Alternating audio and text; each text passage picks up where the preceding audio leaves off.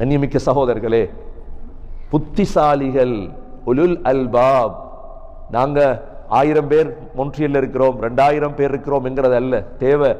நாங்க மௌத்தாகிறதுக்கு இடையில எவ்வளவு குர்ஆனை படிச்சிருக்கிறோம், எவ்வளவு குர்ஆனை படிச்சிருக்கிறோம். குர்ஆன் தான் எங்களோட வாழ்க்கை திட்டம். இஸ்லாம் என்பது ஒரு பயானை வச்சுட்டு போறதுக்கு பேர் அல்ல சகோதரர். பாரிய முயற்சி செய்யும். இஸ்லாத்துடைய 5 பகுதிகள் இருக்கு எங்களுக்கு தெரியும். முதலாவது ஈமான். எங்களுடைய ஈமான்ல குறை வந்துடக்கூடாது ஒரு நாள் ஈமான்ல.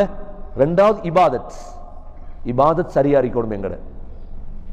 மூன்றாவது முஆமலாத், நாங்க செய்யற தொழில், குடுக்கல் வாங்கல் ஹலாலா இருக்கணும்.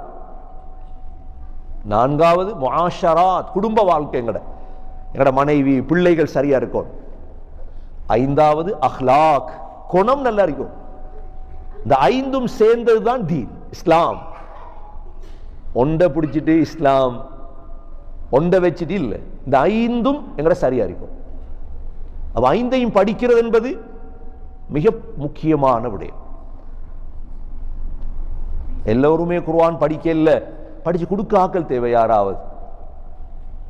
இன்று பயான் என்ற பெயரால சிரிப்புகளும் ஜோக்குகளும் தேவையில்லாதவைகளும் அது என்னென்னமோ எல்லாம் பேசிட்டு போதல்ல, அதல்ல சகோதரர்களே.